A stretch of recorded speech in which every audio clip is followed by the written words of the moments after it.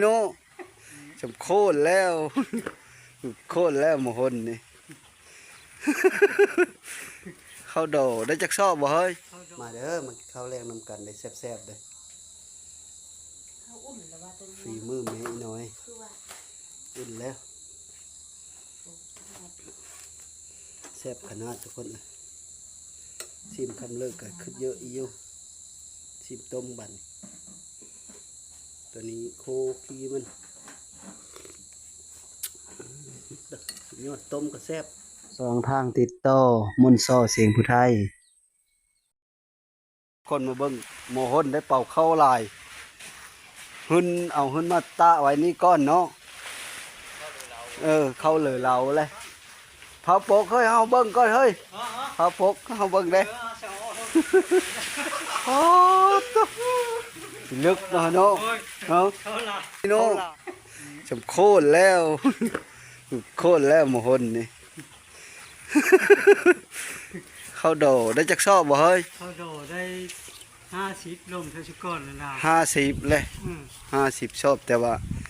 อันนั่นนี่หน้าทงนึงบ้านนี้ปั่นเรียบร้อยยังทงนึงบ้านนี้นะป๊าดเลิกแล้วหมหนนี่พอกินอยู่ดอกพอกินอะไรได้ขายไปเลยจะหมานแล้วเข้างามจะเจอเนาะเนาะเป็นงามเลยอันห้องปั้นมายกเลยจกลงบ่เฮ้ยจกลงเลยอันนั้นเลยปั้นใหญ่เลยยังข้าวเจ้าอีบ่ข้าวเจ้าเหอป่าข้าวเจ้าเอาข้าวอันนั้นอียังทงหนึ่งอี50ชอบเลยเข้าไปเลยนี่นะเฮ้ยเข้าดอนะเข้าไปเลยเข้าดอนะเข้าอันขอแพทย์เรียบร้อยเนาะบาดีน้อยเนาะเอาไว้เฮิรนพอเท่าอันนี้เนาะเท่านี้ก้อนมูมาซอยน่าเฮิรนเพิ่นอยู่พวกเฮิรนหมูหนฮะกินว่าเฮาบ่ได้ซอยมูซอยกินเลยเนี่ยซอยรถได้ไปหน้าอีบ่ไปซอยขอสาวสมพานบ้านนี้ปั้นเขานั่นแล้วบ่ปั้นมื้อนี้บ่ปั้นข้าวโดเรากัน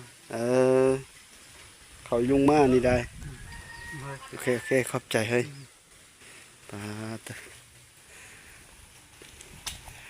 ปกได้บาทนี่เฮ้ยปกได้ปกเลยยันนั่นใกล้โจ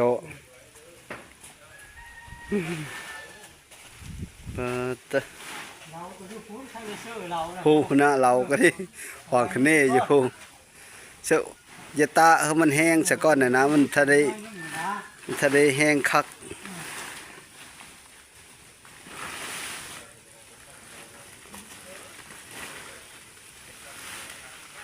เอาเลยทันได้เกาะจากดีทันได้เกี่ยวจากดีมู่ผลมาฮอดเฮิร์นละ50ชอบเลยสบายแล้วนี่เสือชอบเฮาเกี่ยวนะโตเป็นพระเอกแล้วเหรอโตเป็นพระเอกแล้วสองเฮาเกี่ยวจะอ่อนตัวเด้มันเอาเป๊ปซี่มาสุกินนี่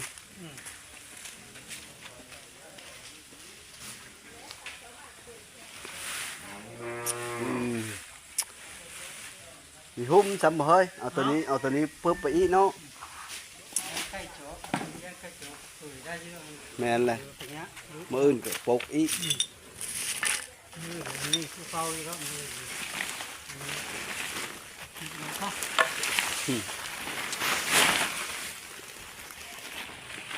ผ่านบ้านคือว่าอันแล้วขั้นตอนหนึ่งเนาะยังหน้าถงหนึ่งอีโค่นเลยหมูหนได้เข้าลายจากคอยมาตาเฮิรนหมูหนคนคำละเขากะพอดีแม่น้อยมาแต่เกี่ยวเขาในแก้วกับเพิ่นว่าแล้วพอดีคอยนี่แหละยังบริเกี่ยวทุกคนนะเพราะว่าเสื้อเขากลางหมดนะ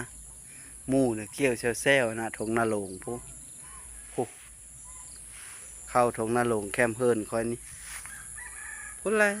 อันที่เขาค่อยเห็นครึ่งนึงนี่ก็คือผู้สั่งแห่แหละนี่นะแต่นี้ไป12 ลักคน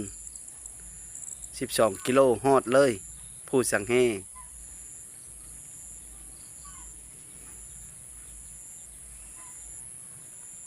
หมูเกี้ยวเข้าแซวๆหมดค่อยยังบ่ได้เกี้ยวค่อยเสื้อเข้ากลางฮะบ้านนี้ก็หาเฮ็ดกินก่อนบ้านนี้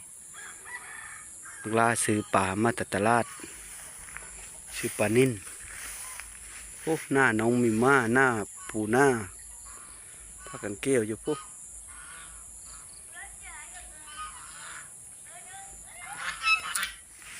ที่เฮาเห็นนี่บ่แม่นอุ้มน้องได้อันนี้ได้ เออพอลูกอ้อนแหละอันนี้นะ เขาโตเอาเมตอนเดือนสี่เดือนสามเดือนเพื่อว่าเดือนสองมาเดือนสี่วะตอนนี้ก็เป็นพอคนแล้วได้จากเดินแล้วนี่ 5 เดือน 5 เดือนแล้วเนาะ4 เดือน5 เดือนแล้วพอคนได้นี่ได้ นั่งฟ้าใส่ลูกเพิ่นก็ดิ ใช้เลย อืมโตได้จักปีแล้วเดือนนี้นะ 8นี่นะ 18 บ่เออก็สิอยู่หมุงนี้แหละ18 เป็นพอคนแล้ว มีฟ้าใสดีใจบ่ อืม เห็นแล้วเขาผู้บางคนอายุฮอด40ยังบ่ทันมีลูกก็มี อืม ตัวผมบ่ทันฮอด20สัมผัสได้ลูกเลยเป็นพอคนแหละเฮ็ดกินก่อนต่อ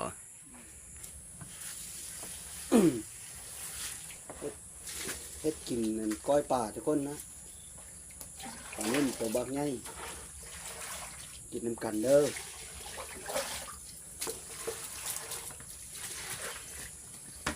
ก้อยกินแซ่บๆนี่นะ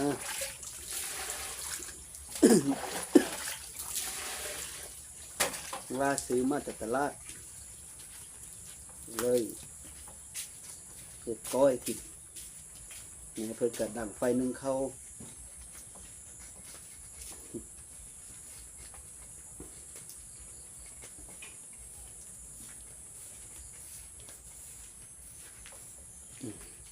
ค่อยพวกนั้นได้ได้คือ ข้อสิเลย ผู้ไปเรียกโหน่งมาได้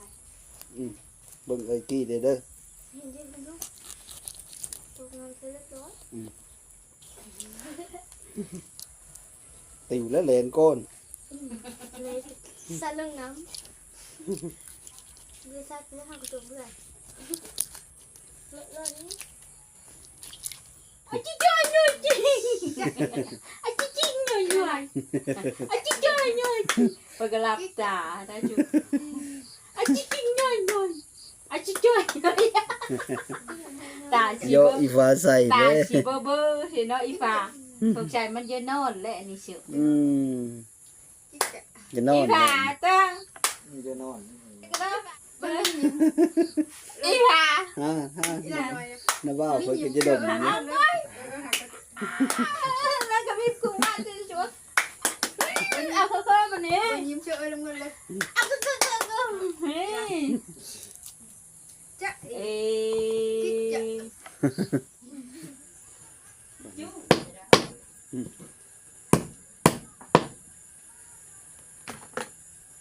ต้มตัวอันนี้ กระดูกมันก็ต้มทุกคนอันซีนมันละลาบหรือว่าก้อยเอานะก้อยเอาแล้ววะครับ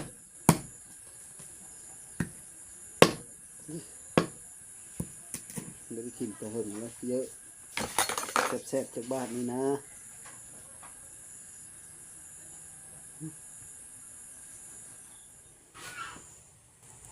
หนังมันอ้อทุกคนหนังมันอ้อแล้วก็ซอยก้อยขัดมะนาวสดๆด้วยได้ปลานิ่น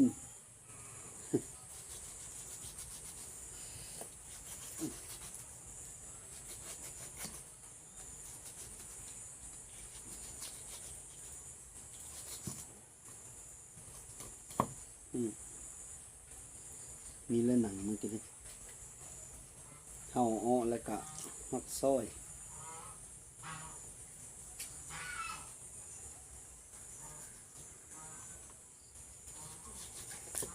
ซอยก่อน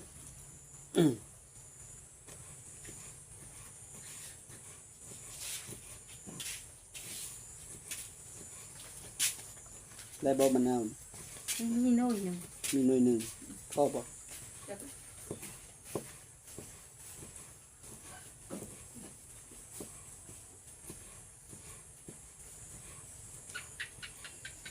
ใส่กะบ่ว่าห้ามค่ะทุกคนนะใส่ชนิดแล้วเอาพอดีเลยใส่กอย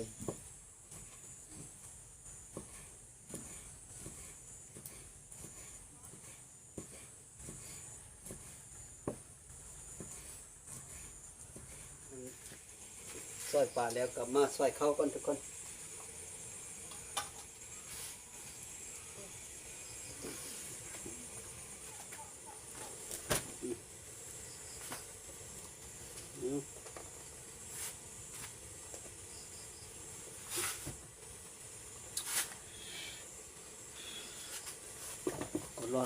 ร้อน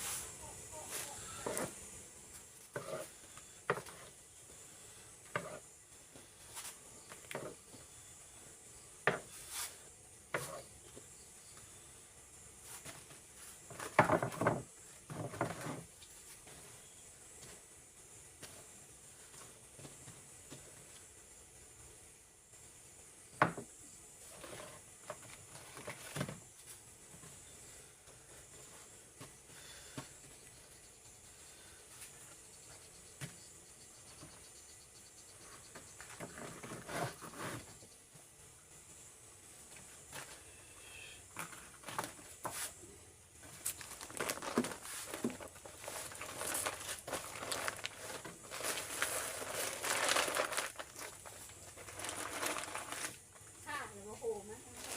ผ่านแล้วเรียบร้อยใส่เข้ากัน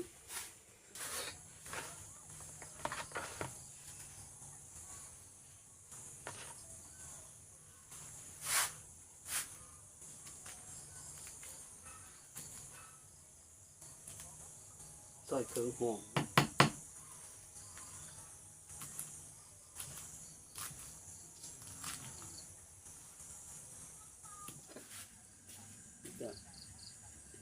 หอมโบทุกคนหอมแดงมันโหง่ายใส่หอมเยอะๆเลย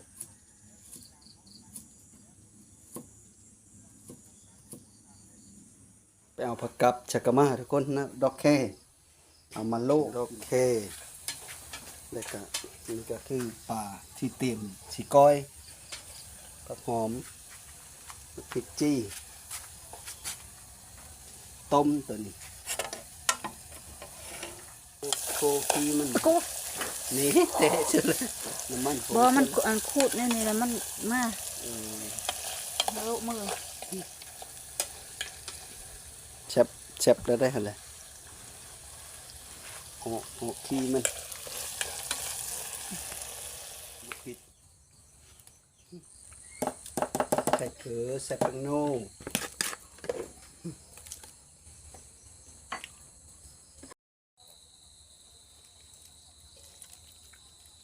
บีบมะนาวเสิร์ฟงวดจะหมดน้อยเลยบ่เฮ้ย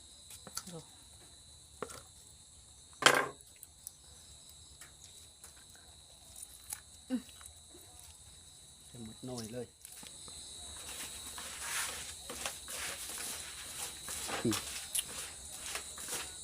นี่เพิ่นกำลังเฮ็ดก้อยปลาเครื่องลาปลาอยู่ก็สิโลดอกแค่ทุกคน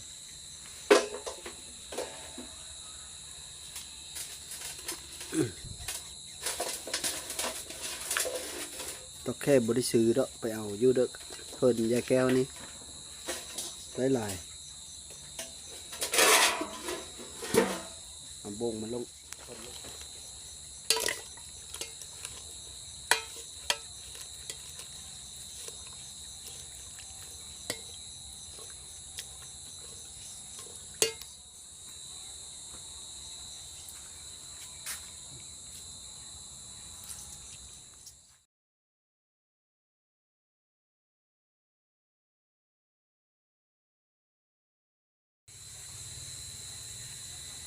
เอามาควิดเสื้อโคกแล้วก็ตำใส่เกลือ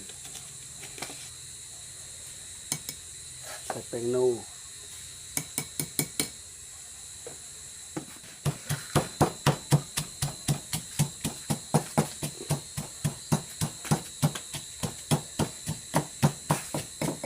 นี่ก็คือผักกับทุกคนมีครบ ผักกับตัวนี้ผักเนาะเลยนี่ผักเนาะพันธุ์ก็มักกินเลยผักเนาะเงาๆตัวนี้ผักซาดตัวนี้ผักอีเลิศผักกำพูเนี่ยผักซาดกันหลายๆผักเสิร์ฟนี่ผักซาดผักกำพูแล้วก็ผักแล้วก็ผักบุรพาเบิ่งเอาผักเต็มกระโตกนี่ผักกันนี่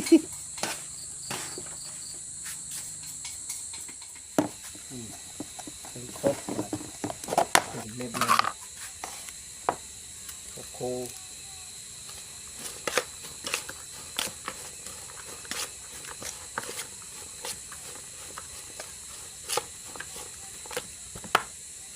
แจ้วได้สาเชื่อ ชื่อเลย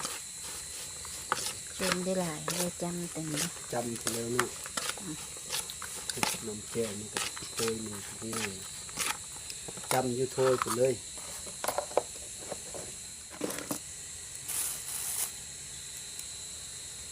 ใส่มะขริดลอยอีกถือดูโดดนี่ พอ เบิ่ง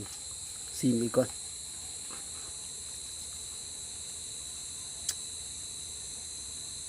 เอาผักมาห่อได้บาทนี้นะจำแจ่วมันนี่จำจุ่ม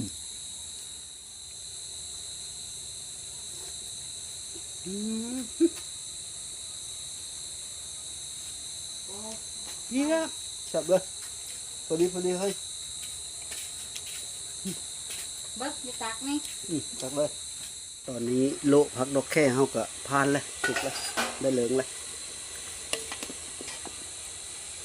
ดอกแค่ขาว ดอกเขลาว ดอกแค่ขาว ดอกเขขาวดอกเข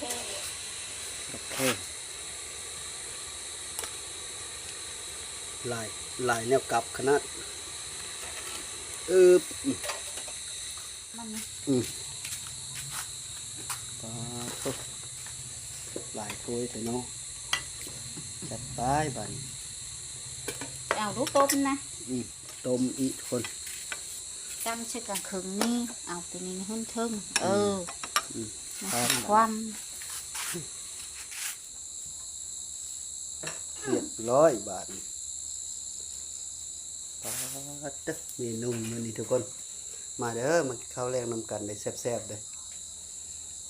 เขาอุ่นแล้วว่าตัว ฝี นี้ มือแม่อีน้อย คือว่า อุ่นแล้วแซ่บขนาดทุกคนเลยชิมคำเลิกก็ขึ้นเยอะอีอยู่ชิมต้มบันตัวนี้โคกีมันยอดต้มก็แซ่บตัวนี้แจ้วมันตัวนี้แจ้วจำตัวนี้นะจำก้อยป่านี่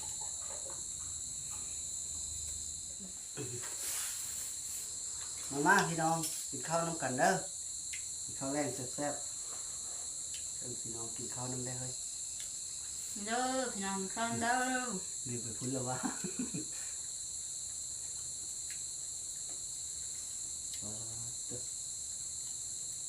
ก้อยปลานิ่ม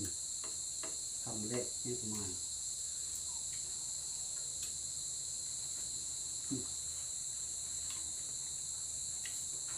เอาผักขาดน้ำไปก่อน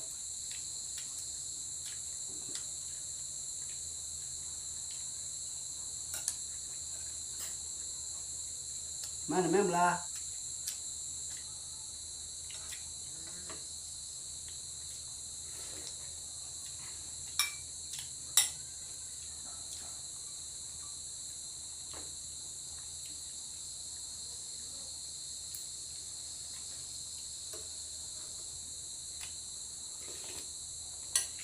นอนเลย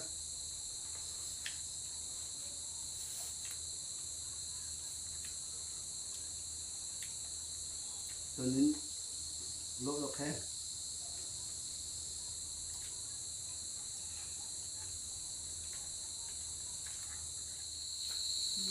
โอเค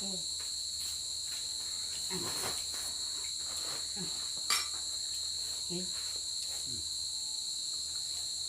ก้อยปลา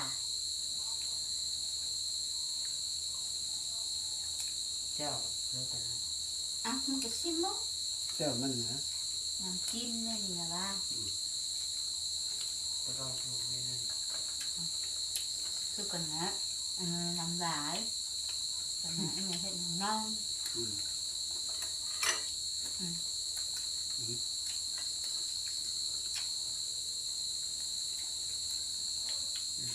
คือบ้างน้อง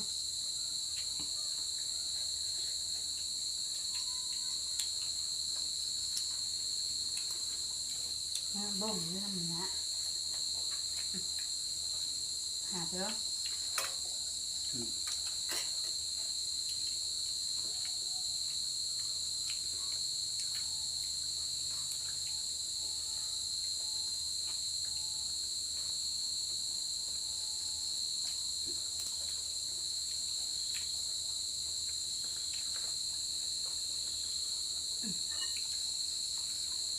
โบ้ตัวนี้น่ะ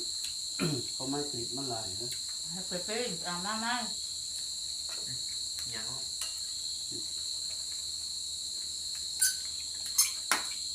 นุ่มก็ไม่สูตรเจียวแล้วกัน อืมเป็นชูดเลย สูตรจ้าปิดมาสูตรสักลืม แค่เป็นห้องคำสุดท้าย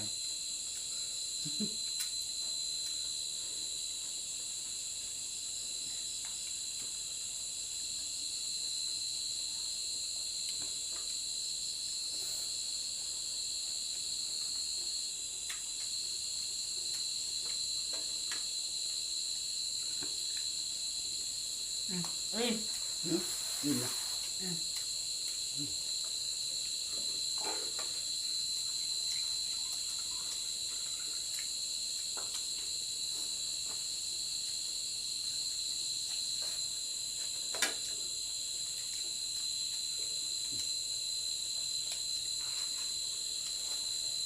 ก็อิน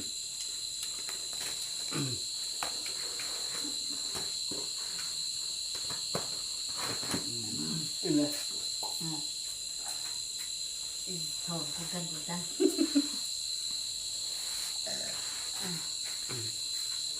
ก้อยป่าทุกคนแซ่บแซ่บปลานิ่นสุดท้ายก็ขอขอบอกขอบใจน้ำพ่อแม่พี่น้องที่เข้ามาติดตามรับส้มเด้อขออยู่ดีมีแห้งขอโชคเข้ามาสลัมฮาโรยสู้ผู้สู้คนเด้อสบายดี ไม่เป็นอันเย็นเลยว่า สบายดีได้อเฮ้ย บายดี